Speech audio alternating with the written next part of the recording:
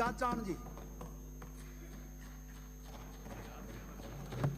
धन्यवाद सभापति महोदय, आपने मुझे राज्यपाल अभिभाषण पर बोलने का अवसर दिया, आपका बहुत बहुत आभार। 2014 से जब से केंद्र में भारतीय जनता पार्टी की सरकार आई है, एक जोड़ी की जो सरकार सत्ता में बैठी है, 2014 के बाद पूरे देश के अंदर उन्होंने राजनीतिक स्तर को गिराने का काम किया।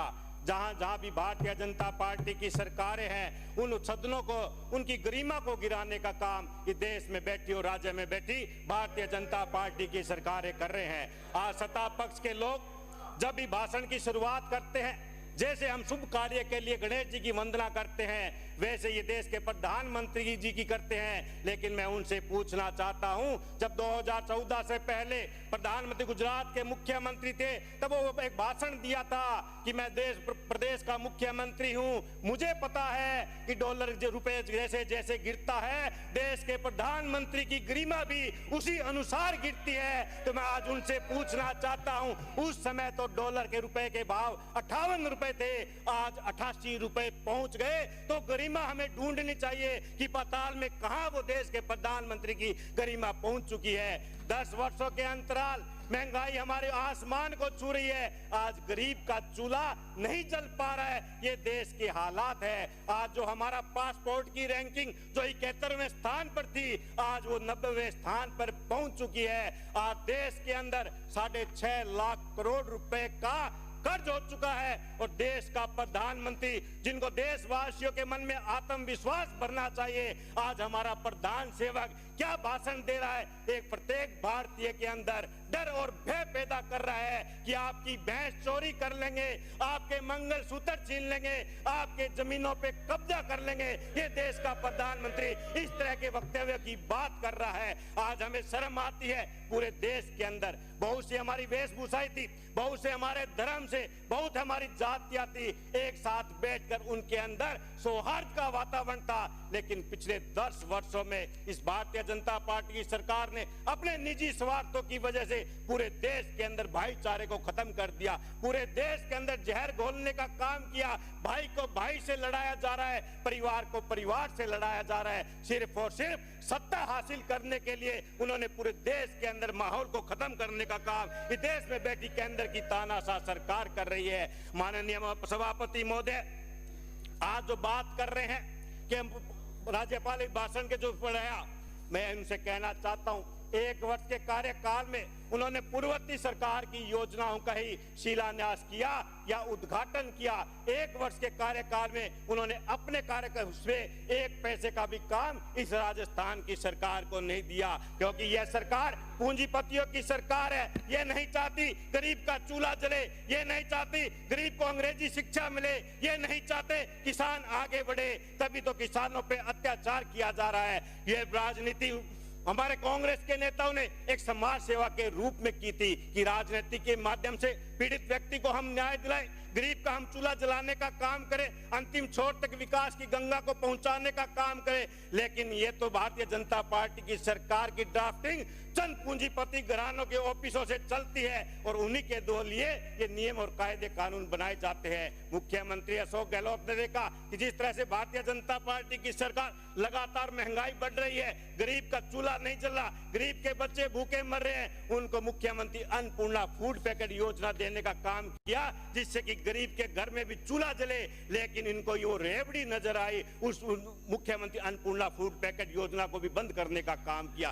राजस्थान के अंदर 2 नियम लागू है। एक तो वो कि पूर्व में जिसने कनेक्शन किया उसके परिवार को 200 यूनिट बिजली निःशुल्क मिल रही है, और लेकिन जो उसके बाद भारतीय जनता पार्टी की सरकार आने के बाद अगर किसी ने बिजली का कनेक्शन लिया, उस गरीब आदमी को 200 यूनिट बिजली नहीं मिल रही है। माननीय सभापति महोदय, मात्र 500 रुपए का जब बिल आता है, उस गरीब के जेब में पैसे नहीं होते, उनका कनेक्शन काट दिया जाता है, उनके बच्चे अंधेरे में रहते हैं। मुख्यमंत्री जी गहलोत जी ने उनका दर्द समझा था, तब जाके 200 यूनिट बिजली निःशुल्क की थी। लेकिन भारतीय जनता पार्टी के लोग कहते हैं ये तो रेवड़ियां बांटे थे, गरीब का दुख दूर करना रेवड़ियां नहीं थी। आज जोगाराम जी कहते हैं कि हमारे सरकार के पास अधिकार है कि हम किसी भी जिले को, संभाग को खत्म कर सकते हैं। मैं उनको कहना चाहता हूं, संविधान के अनुसार जिसको जितने अधिकार दिए गए हैं उतने ही ज्यादा उनके कर्तव्य भी उनको दिए गए हैं। आप सिर्फ अधिकारों की बात करते हैं, आप कर्तव्यों की बात नहीं करते कि आपके कर्तव्य ये भी है कि जन भावना के अनुरूप, जनता की मांग को देखते हुए विपक्ष का रहता है कि जनता की भावना को सदन में रखे, और सत्ता पक्ष का यह अधिकार होता है कि उनके बातों को सुना जाए। लेकिन आपने सदैव जनता की मांग को अनसुना किया, जनता की मांग को सुना नहीं, तभी जाकर आपने 9 जिलों और संभागों को खत्म करने का काम किया। आज आप मुख्यमंत्री जी को भागीरथ कहते हैं। एक कहावत है कि गांव बसा नहीं, मंगते पहले आ गए।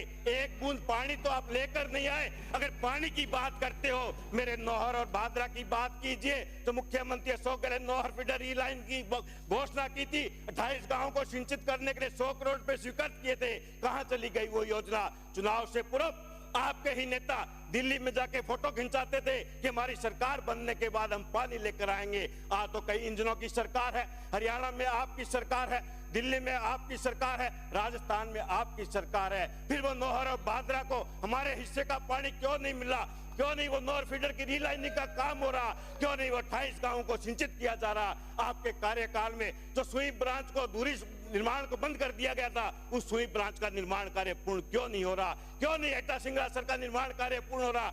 आपने बजट में पढ़ाया कि हमने हनुमानगढ़ और गंगानगर जिले के लिए 108 करोड़ रुपए के खाड़े बनाए। अरे मैं आपको कहना चाहता हूं, नौहर और भादरा के लिए 200 करोड़ रुपए की स्वीकृति जारी हुई थी, उसको आपने रोकने का काम किया, क्योंकि आप नहीं चाहते किसान के खेत तक पानी पहुंचे, किसान के हाथ मजबूत हो। आप बिजली की बड़ी बड़ी बातें कर रहे हैं कि हम दिन में किसानों को बिजली दे रहे हैं। हनुमानगढ़ जिले में देखिए, आपके खिलाफ प्रदर्शन हो रहा है। इस सर्दी के मौसम में किसानों को बिजली नहीं मिल रही, किसानों की फसल बर्बाद हो रही है आपकी वजह से। 12-12 महीने डिमांड जमा किए हो गए, कृषि कनेक्शन नहीं मिले आपकी वजह से। किसानों के जले हुए ट्रांसफर नहीं मिले आपकी वजह से। किसानों को मीटर नहीं बदले जा रहे आपकी वजह से। तार नहीं बदले जा रहे आपकी वजह से। इंदिरा गांधी नहर में आपने फरमान जारी कर दिया, 1 फरवरी से पानी नहीं मिलेगा। पूरे हनुमानगढ़ जिले की किसानों की फसलें बर्बाद हो रही है, चाहे गेहूं की फसलें पकाव पर है, लेकिन पानी नहीं मिलने की वजह से वो फसलें बर्बाद हो रही है। और आप प्रदेश की जनता को एक झूठे सपने दिखाने जा रहे हैं। प्रदेश की जनता को मंगेरी लाल के सपने दिखाने जा रहे हैं कि राजस्थान में पानी आएगा। अरे जहाँ व्यवस्था मौजूद है वहां तो आप पानी पहुंचा के दिखाइए। आप भ्रष्टाचार के आरोप प्रत्यारोप की बात करते हैं। एक भी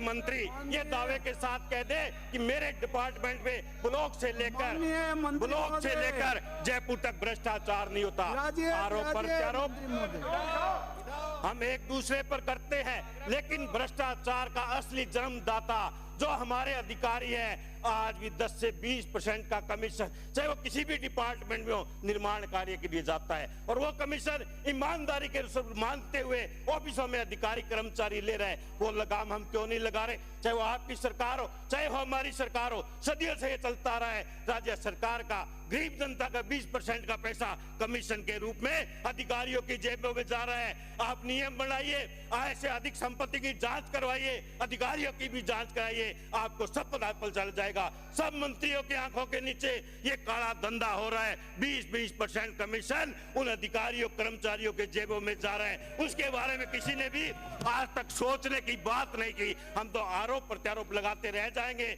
लेकिन जनता का पैसा कहां जा रहा है ये भी हमें सोचना होगा। माननीय सभापति महोदय, आज हम बात चाहे किसी भी किसान की कर ले, किसानों को यूरिया नहीं मिली, यूरिया के लिए लाइनों में लगना पड़ा। बात हम बहुत बड़ी बड़ी कर लेंगे, हमने ये कर दिया वो कर दिया। आप गरीब के धरातल पर जाकर देखिए, गांव में जाकर देखिए, किसान की हालात देखिए, मजदूर की हालात देखिए। भारतीय जनता पार्टी को ये सब चुनाव में याद आते हैं, गरीब, किसान, मजदूर, महिला, दलित, मध्यम वर्गीय, लेकिन सत्ता हथियाने के बाद उन सब नामों को भूल जाते हैं और 2 ही शब्द याद रहते हैं, हम दो, हमारे दो। और उन्हीं के लिए ये देश में बैठी तानाशाह सरकार जो काम कर रही है। देश की तानाशाह सरकार चुनी हुई सरकारों को गिराने का काम किया। तो हमारे प्रदेश में बैठी सरकार, जो हमारे चुने हुए जनप्रतिनिधि थे, चाहे वो चेयरमैन हो चाहे वो प्रधान हो, उनको गिराने का, उनको निलंबित करने का काम किया और आज तक उन पे कोई दोष साबित नहीं हो पाया है। और जिन्होंने अपने चहेते को पालिका अध्यक्ष बनाया, वो दावे के साथ कह सकता हूं जाबर जी खड़ा बैठे हैं, आप एक कुछ कमेटी बनाकर उनकी जांच करा लीजिए। आप तो नौहर में ही जांच करा लीजिए कि पिछले 6 महीने में किस तरह से भ्रष्टाचार का बोलबाला है। पूरे प्रदेश में थानों की बोलियां लग रही है, तहसीलों की बोलियां लग रही है, पोपाबाई का राज आ चुका है, भ्रष्टाचार का खोल खोला जा रहा है और कोई भी मंत्री अधिकारी बोलने के लिए तैयार नहीं है। धन्यवाद। जय हिंद, जय भारत।